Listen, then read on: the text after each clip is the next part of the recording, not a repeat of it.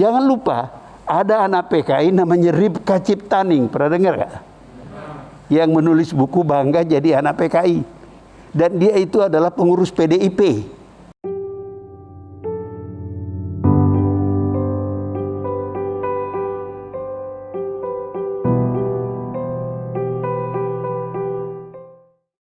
Salah satu problem di Indonesia ini, orang nggak tahu sejarah, malas belajar sejarah.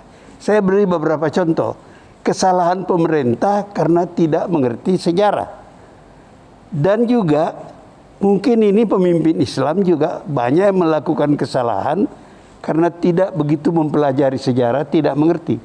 Contoh yang selalu saya kemukakan, kalau nggak salah di TV tadi malam saya ulangi lagi, Bung Karno. Bung Karno itu menjelang Gestapo mengembangkan ideologi Nasakom. Masih ingat? Kalau usia Anda masih sekitar usia saya 77, tentu ingat. Tapi yang muda-muda mungkin nggak ingat. Jadi Nasakom ini gagasan Bung Karno tahun 26. Setelah pemberontakan PKI, Silungkang, Jakarta, dan Banten. Kalah, tumpas oleh Belanda. Dan pemberontak dibuang ke Bovendigul. Bovendigul itu di Papua sekarang. Bung Karno melihat pemberontakan itu gagal karena tidak ada persatuan. Itu komunis saja. Jadi Bung Karno mengajak persatuan nasionalis, Islam, dan komunis. Nggak ada masalah waktu itu. Kenapa tidak ada masalah? Komunis belum jadi ancaman bagi orang Indonesia. Tahun 48, bapak-bapak, ibu-ibu, mudah-mudahan belajar sejarah, tahu ada pemberontakan PKI di Madiun. Banyak korbannya. Korbannya itu banyak alim ulama, ya, perwira-perwira TNI, tokoh-tokoh birokrasi, dan sebagainya. Sejak itu, cara orang Indonesia yang bukan komunis melihat Indonesia itu sebagai ancaman. Lalu terjadi apa yang sebagian besar kita ingat, Gestapo tahun 65.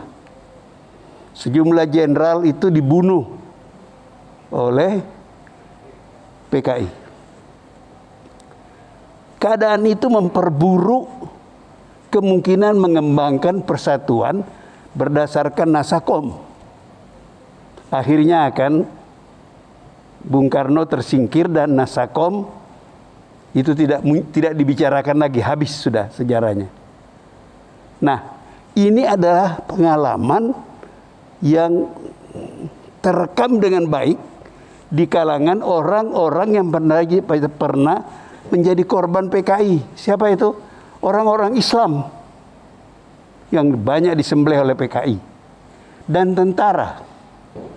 Makanya kalau Anda lihat sekarang, penentangan terhadap rencana undang-undang HIP itu adalah orang-orang Islam dan tentara, pensiunan tentara terutama.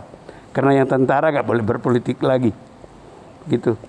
Nah, saya mengatakan seandainya Bung Karno tahun-tahun demokrasi terpimpin sejak 59 sampai tahun 65 menyadari, mempelajari sejarah itu, beliau tidak berkutat mempertahankan Nasakom.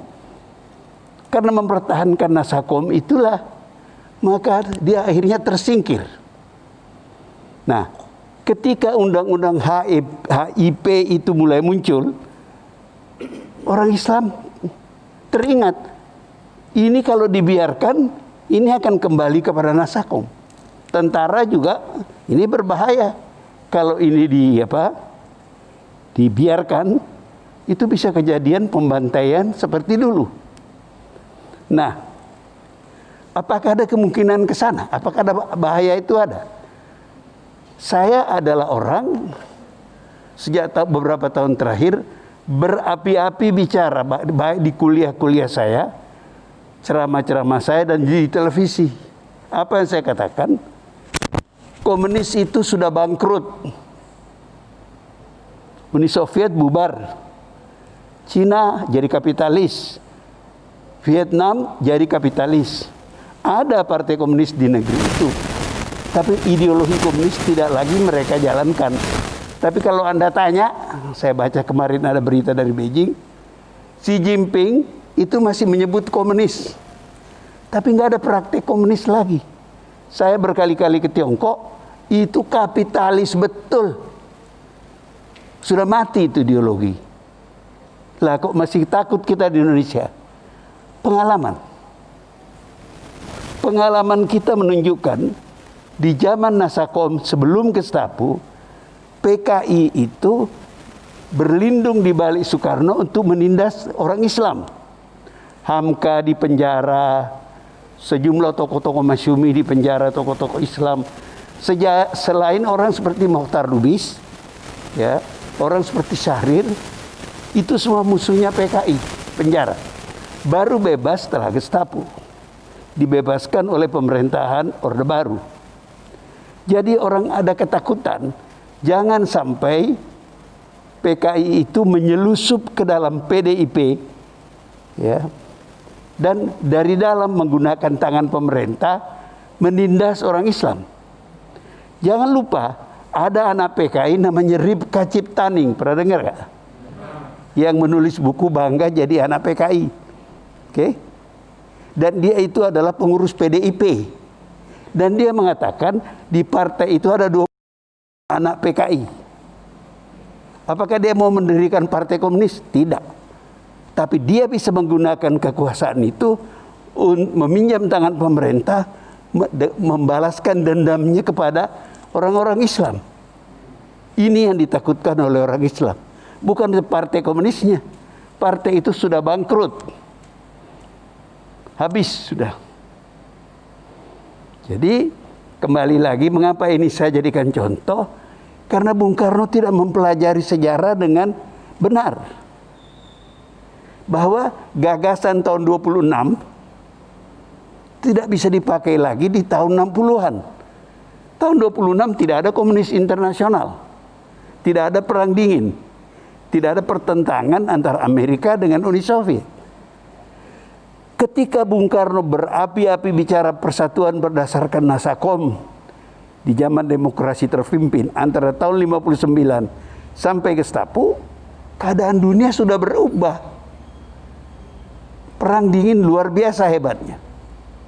Dan Indonesia tidak bisa terbebas dari perang dingin itu. Tidak ada negara yang bisa bebas dari pergolakan zaman itu. Nah, seandainya Bung Karno belajar sejarah dengan baik, dia tidak paksakan kehendaknya untuk masyarakat Indonesia. Akibatnya fatal, berapa banyak orang terbunuh setelah Gestapo itu. Tidak semua orang itu komunis. Banyak yang nggak ngerti apa-apa. Saya termasuk wartawan pertama yang datang ke Pulau Buru tahun 68 saya kira. Gelombang pertama orang-orang tahanan itu dilepas. Saya interview beberapa orang. Yang saya ingat ada seorang pakai kopiah haji di tengah-tengah lapangan gitu. Saya datangi, Bapak Haji ya? Ya Pak. Loh Bapak kok PKI? Dia bilang, katanya Pak PKI itu Partai Kaji Indonesia. Coba lihat lihainya komunis itu. Kaji. Jadi ini Bapak ini nggak ngerti apa-apa. Dipropagandai, mungkin dapat fasilitas, dan PKI kan jago dalam soal-soal seperti itu. Dia bagi-bagi tanah para ulama, para pesantren begitu, kepada orang-orang itu. Tidak mengatakan ini orang-orang Islam ini kapitalis memeras rakyat, kamu ambil tanahnya. Nah, ini kemudian menjadi bahan konflik, sehingga setelah Gestapo banyak pembantaian terhadap orang-orang PKI karena dia dulu merampas tanah-tanah wakaf, tanah-tanah para haji yang dianggap sebagai pemeras dan sebagainya. Nah, dari pengalaman sejarah itu tadi saya melanjutkan uraian Anda mengenai pentingnya sejarah itu. Dari pengalaman itu kita lihat kalau tidak hati-hati membaca sejarah, Anda akan berbuat salah. Contoh yang baik. Di tahun-tahun 20-an, 30-an. Itu Belanda berkampanye, itu otak pemikirannya Profesor Snoeck-Horgeroonya berkampanye membuat orang-orang Islam itu sekuler.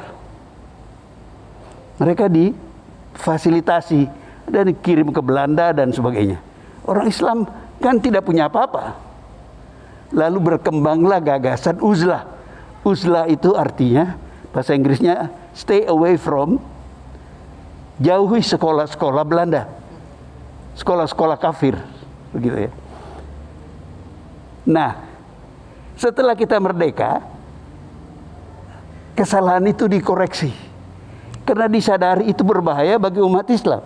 Yang mengoreksi itu adalah Haji Wahid Hasyim, bapaknya Gus Dur. Itu kabinet RIS tahun 49-50. Saya ingat karena saya adalah generasi itu. Saya masuk sekolah dasar itu tahun 49.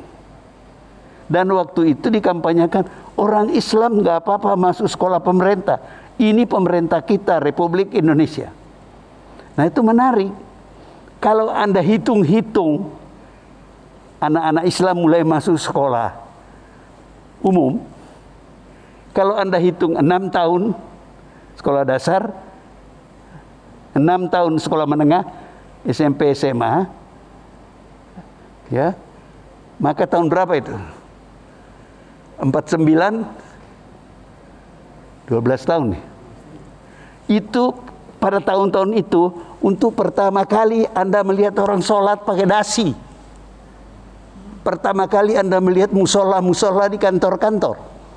Oke, kalau dihitung di militer, kelanjutannya ini tambah 3 tahun akademi militer, lulusan akademi militer ditambah 21 tahun, jenderal-jenderal anak santri adalah Faisal Tanjung, bapaknya tokoh Muhammadiyah. Dan banyak orang-orang ini, mereka mengubah tentara Indonesia menjadi tidak haram lagi bagi anak-anak pesantren. Pada zaman Faisal Tanjung itu, anak-anak pesantren boleh masuk akademi militer. Di kemudian hari, Anda lihat banyak markas-markas Kodam yang ada masjidnya bagus-bagus. Itu akibat kesadaran sejarah bahwa tidak bisa kita teruskan kebijakan zaman kolonial ke zaman merdeka. Jadi apa yang Ustadz tadi sampaikan, itu saya memberikan bukti saja bahwa itu penting sekali.